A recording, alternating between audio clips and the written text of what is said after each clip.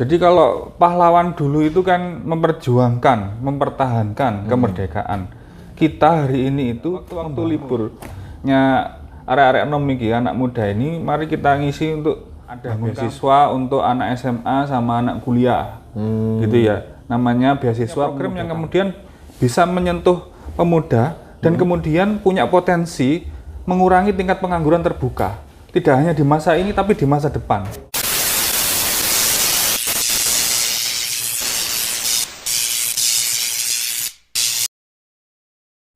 Assalamualaikum warahmatullahi wabarakatuh. Waalaikumsalam warahmatullahi Dulur Judes, ketemu lagi sama saya Cak Kriwul dalam acara ngomong politik. Nah, kali ini dulur, saya akan berbincang santai dengan salah satu anggota DPRD Surabaya yang masih muda lagi. Beliau adalah salah satu politisi dari Partai Keadilan Sejahtera. Langsung saja kita sapa Mas Cahyo Siswotomo. Assalamualaikum Mas. Waalaikumsalam. Bagaimana Mas? Sehat Mas? Alhamdulillah. Alhamdulillah ya. Kak Kriwo sehat ya? Alhamdulillah saya juga sehat. Ya, gini Mas. Saya panggil Mas atau Mas, Mas. Oke. Mas Cahyo, ini kan di bulan November ya. Ini kan masih bertepatan dengan peringatan hari 10 November gitu, tentang perjuangannya arek-arek Surabaya yang pada masa itu sangat luar biasa nih Mas. Kalau Mas Cahyo sendiri nih gimana sih menyikapi soal perjuangan para pahlawan dulu itu seperti apa sih Mas? Iya. Jadi teman-teman arek-arek Surabaya ya harus paham, harus punya pengetahuan tentang sejarah. Ya, salah satunya yang menjadi momen yang paling penting di Surabaya itu adalah Hari Pahlawan. Dan memang perlu kita bangga dan kemudian menjaga nama baik kota Surabaya. Kenapa? Karena Surabaya iki satu-satunya kota yang disematkan kota pahlawan di Indonesia. Bahkan tidak hanya di Indonesia, seluruh dunia itu belum ada kota yang kemudian disematkan kota pahlawan kecuali Surabaya. Jadi kita harus bangga sebagai warga kota Surabaya bahwa kita ini hidup menjadi warga kota pahlawan. Oke. Nah, Mas, berbicara tentang pahlawan Mas, kita harus juga sebagai generasi muda perlu juga untuk meneladani apa yang dulu sudah pernah dilakukan oleh pahlawan-pahlawan kita. Nah, untuk mengisi kemerdekaan ini seperti apa sih Mas? Kalau menurut Mas Cahyo ini, ya, untuk para pemuda ini bagaimana ini? Jadi kalau pahlawan dulu itu kan memperjuangkan, mempertahankan kemerdekaan. Kita hari ini itu membangun.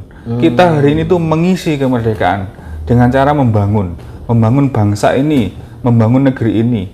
Karena tidak akan ada bangsa Indonesia kalau tidak ada Surabaya. Oke. Maka kalau pengen bangun bangsa ini ya bangun Surabaya. Berarti bisa dimulai dari kota Surabaya. Iya, mulai dari kota Surabaya. Bahkan kalau kita ngomong kota, mulai dari kampung masing-masing. Bangun RT-nya, bangun RW-nya, gitu. Nah, kira-kira untuk para pemuda ini enaknya harus ngapain ini untuk mengisi kemerdekaan ini? Seperti apa sih para pemuda ini harus bersikap seperti apa? Yang pertama adalah harus mengisi dengan prestasi. Ya, prestasi apapun. Kalau yang sedang sekolah, maka prestasinya prestasi sekolah.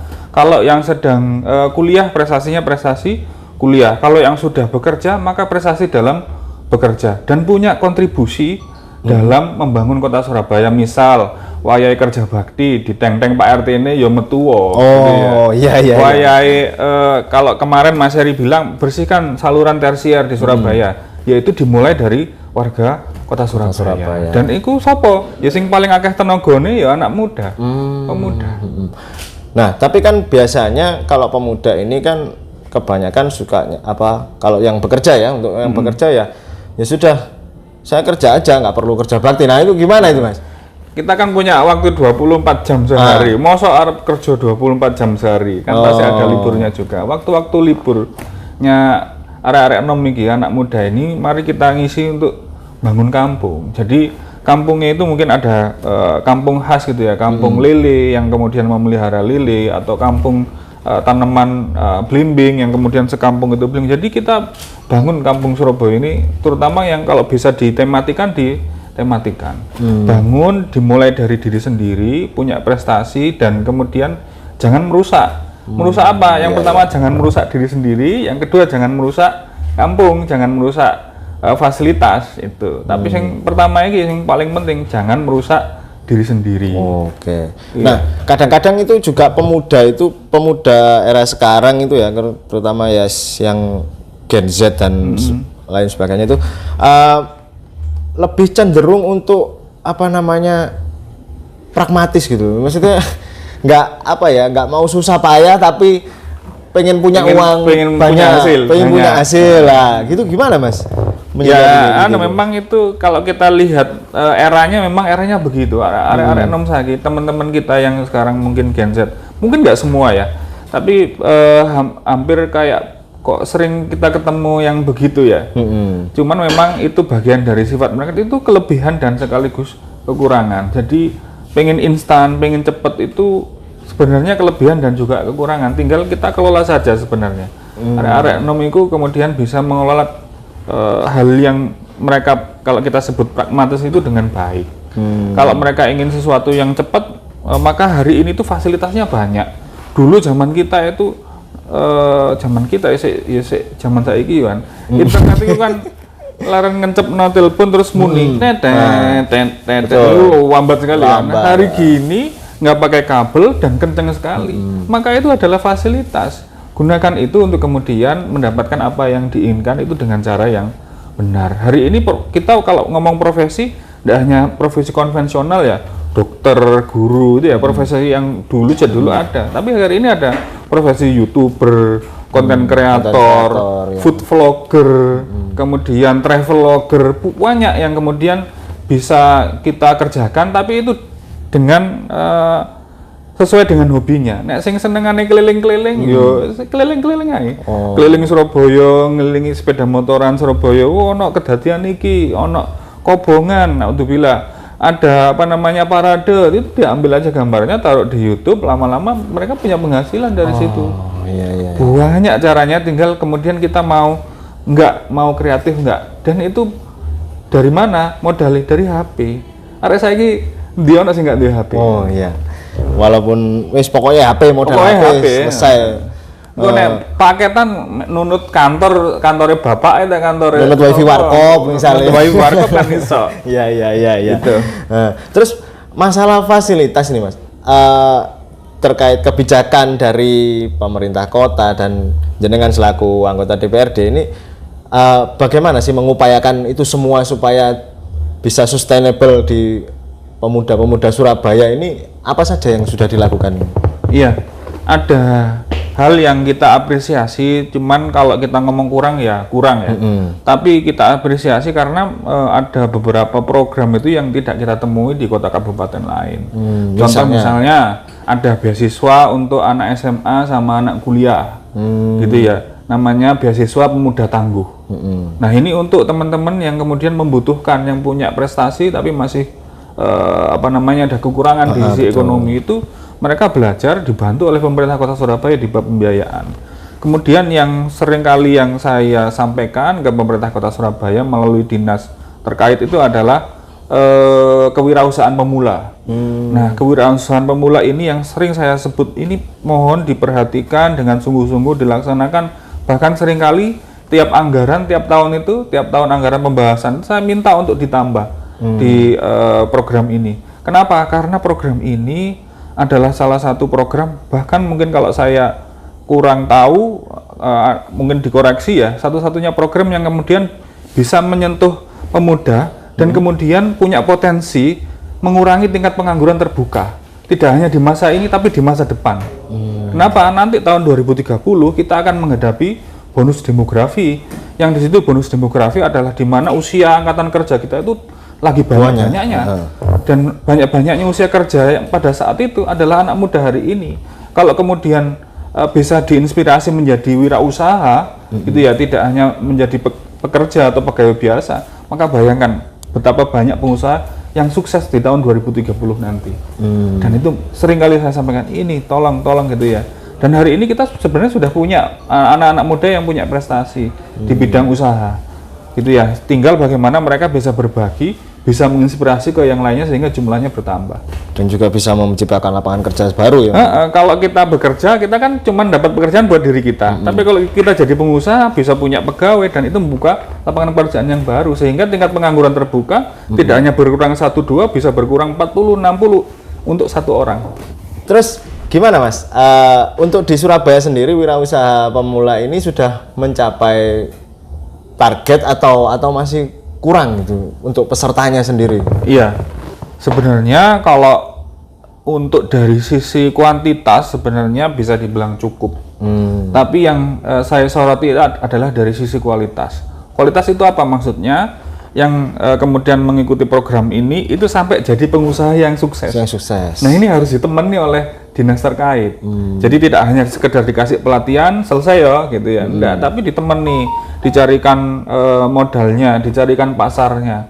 Karena hambatan beberapa kali itu sebenarnya kalau hambatan modal itu bisa kita carikan, bisa kita usahakan, tapi yang paling susah gitu ya, sampai angel ngomongnya, susah dan sulit gitu ya, jadi susit gitu. Okay. Susah dan sulit itu kemudian adalah pemasaran. Kalau kita punya usaha, punya barang, punya jasa, sudah ada pasarnya dan pasarnya luas, itu kita bisa menjualnya itu dengan enak gitu ya. Meskipun kita kekurangan modal bisa dicari. Yang susah itu modalnya ono, skillnya ada, usahanya ono, tapi kalau pasar, kalau sing tuku, nggak ada yang pakai. Itu yang harus kita bantu, harus dipikirkan, dianalisa dengan baik. Nah, kalau untuk berbicara masalah pasarnya di mana ini, apakah pemerintah kota juga sudah mencarikan pasarnya bersama dengan DPRD yang legislatifnya atau bagaimana Mas untuk saat ini? Iya, di Surabaya. Kalau pasar itu sebenarnya saya pernah berkomunikasi dengan dinas terkait, itu kira-kira orang kalau ke Surabaya itu ngapain sih? Orang kalau ke Surabaya itu yang nomor satu itu makan, jadi kuliner. Jadi kalau teman-teman mau usaha makanan di Surabaya itu, buka makanan itu demand-nya besar. Dan itu orang-orang yang misalnya orang Jakarta itu senang datang ke Surabaya. Kenapa? Karena makanannya enak, murah. Banyak.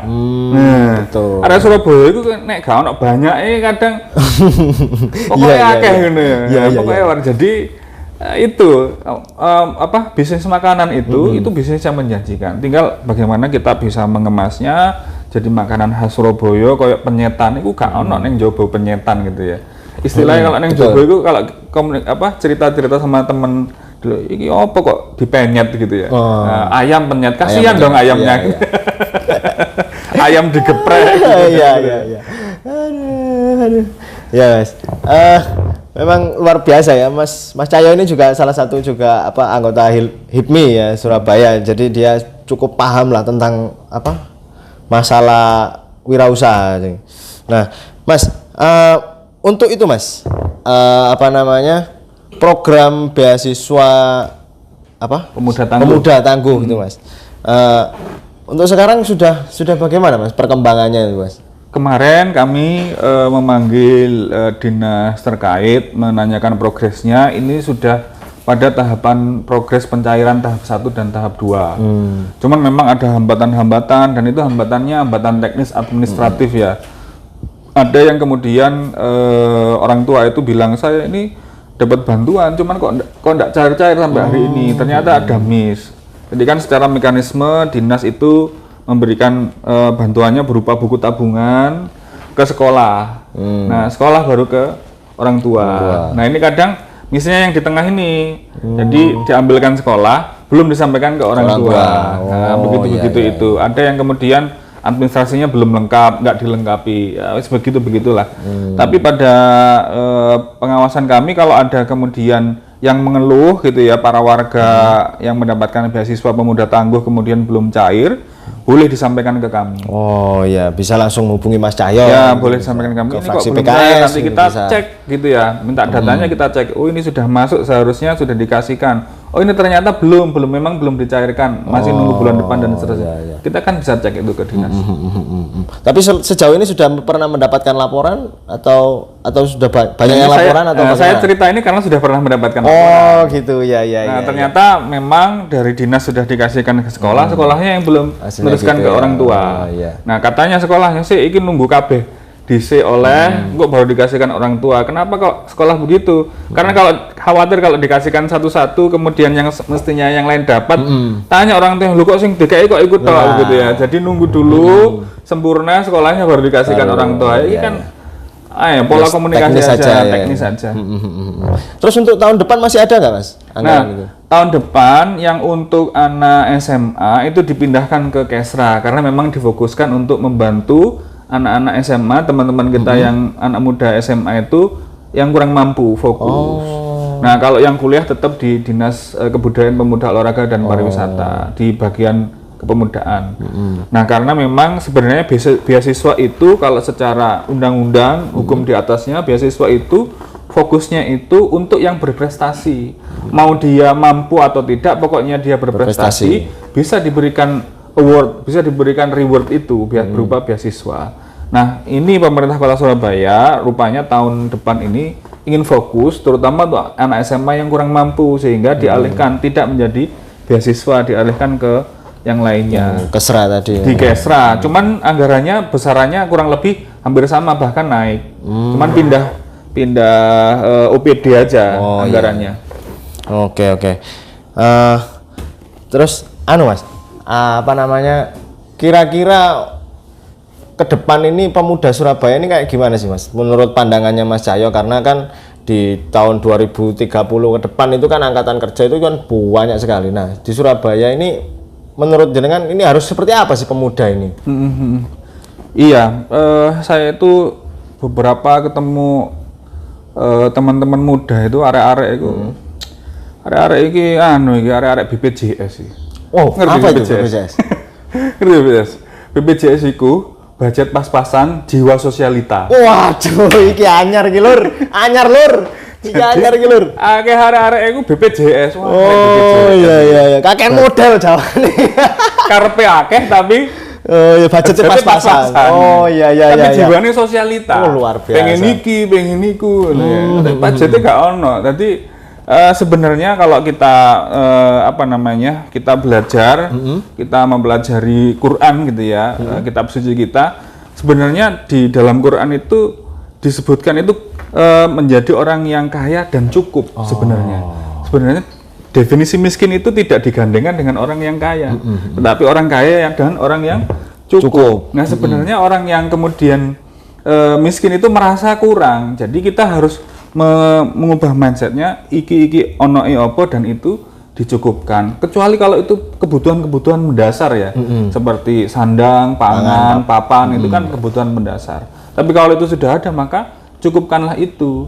Nah sekarang kan tambah sandang, pangan, papan, pulsa. Oke. Ngafe kadang-kadang gitu. Ngopi. Gak apa-apa ngopi ya sak gelas, tapi enggak kan wifi ini nuntut warung kopi. Iku solutif iku lur.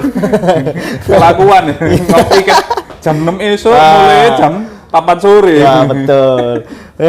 Sesuai kayak kelakuanku iku lur. Aduh. Nah, itu gimana Mas menyikapi hal-hal yang seperti itu? Apakah di Surabaya juga sudah terjangkit kayak gitu atau bagaimana kondisinya sekarang ini? Iya, kita ini ketemu berbagai macam komunitas ya. Ya ada anak yang komunitasnya gitu, kumpul-kumpulnya gitu. Tapi juga ada yang kita ketemu itu komunitasnya juga positif.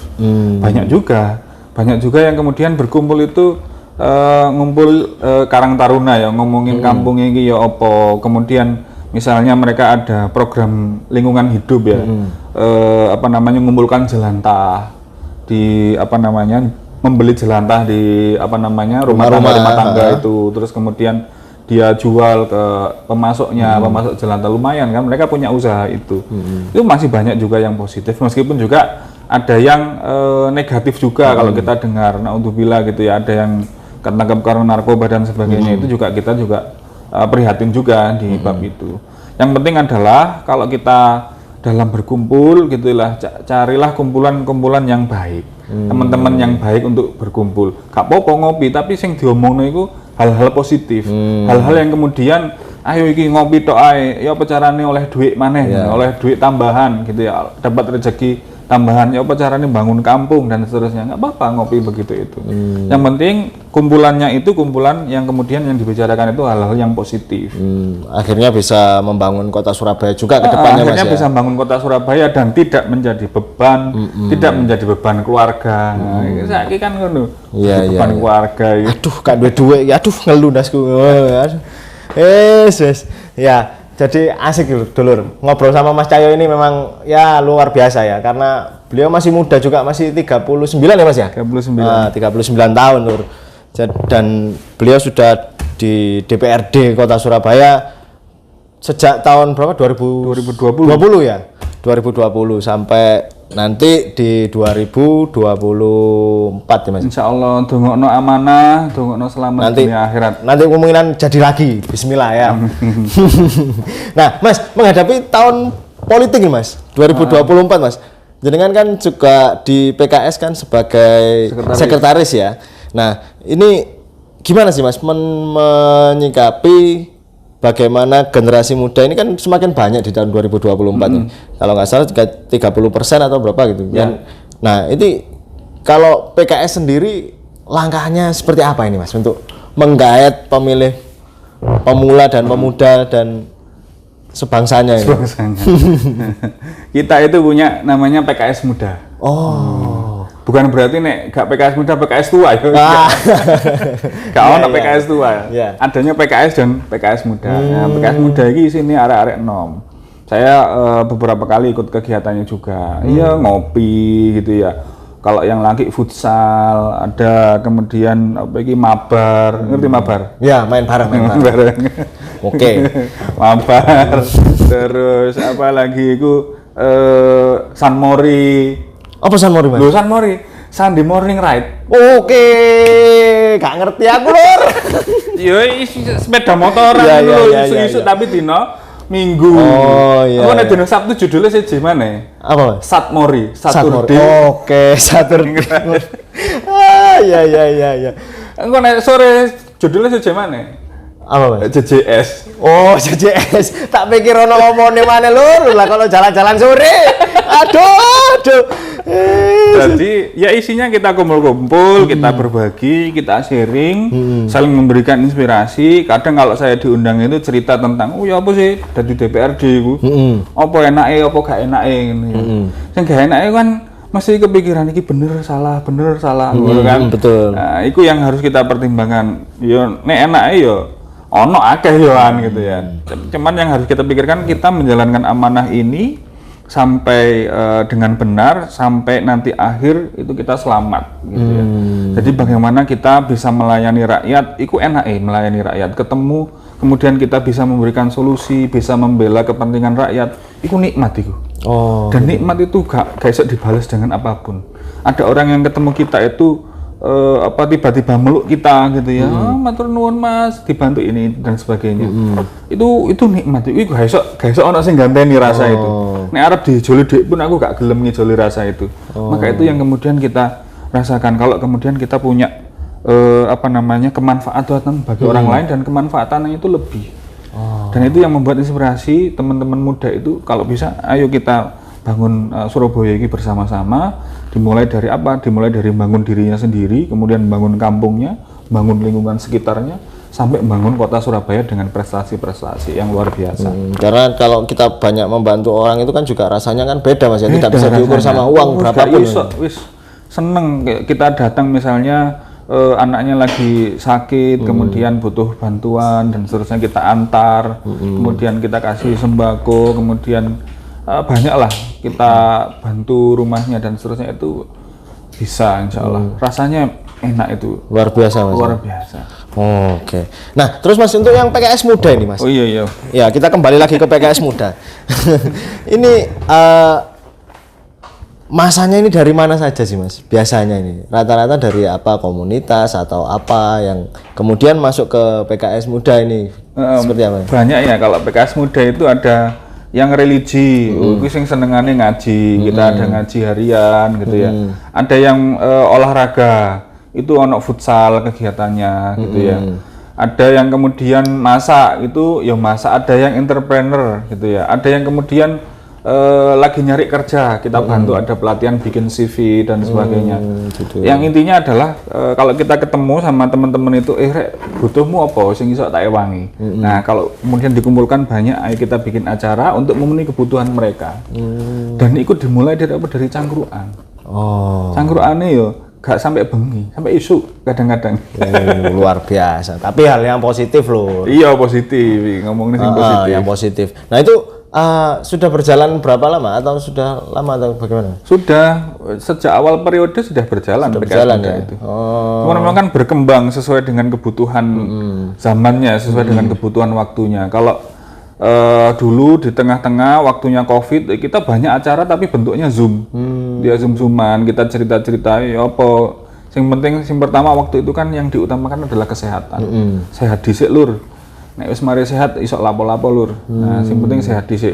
Intinya gitu, memotivasi. Terus yang sakit juga kita bantu dan seterusnya. Oke. Terus berarti cara menggait milenial dan generasi muda di PKS ini caranya dari PKS muda itu ya, Pak? Iya, dari PKS muda. Yang intinya adalah di minat bakat sebenarnya. Nek sing seneng munggah gunung ya munggah gunung. Berarti langsung ingin mengembangkan bakat ya, bisalah gabung di PKS muda ya. Sing senengane futsal ya futsalan, sing senengane mabaran gitu ya. Oke. Sing senengane ngaji ya tetep ono sing senengane ngaji. Ya. Kalau ngomong sama Mas Cahyo ini memang nggak ada habisnya, Lur. Jadi ya karena ini sudah cukup lama juga ya, jadi mungkin saya kasih satu pertanyaan terakhir, Mas Cahyo. Ini apa pesannya untuk generasi muda ke depan ini, untuk Surabaya ini yang biar jadi kota yang luar biasa lagi, semakin baik ke depannya ini, seperti apa, Mas? Iya, saya pesan untuk teman-teman muda, arek-arek Surabaya, arek-arek enom, arek-arek Surabaya. Jadi yang perlu diingat, kita ini warga Surabaya, warga kota pahlawan. Mari kita jaga kebanggaan kita jaga nama baik Surabaya dengan membangun, dengan berprestasi, dan kemudian punya kontribusi terhadap pembangunan di kota Surabaya. Baik itu pembangunan sumber daya manusianya maupun pembangunan fisiknya di kota Surabaya. Dengan prestasi-prestasi mulur, kemudian kita bisa membangun Surabaya tercinta ini kemudian menjadi inspirasi bagi pemuda lain, inspirasi bagi teman-teman kita, juga inspirasi bagi pemuda lain. Oke, terima kasih Mas Cahyo. Siap ya. Nanti Lur, kita akan bincang-bincang lagi di acara ngompol selanjutnya dengan narasumber-narasumber yang lebih menarik lagi dan yang lebih mantap lagi pokoknya ya. Tetap di ngompol, ngomong politik. Assalamualaikum.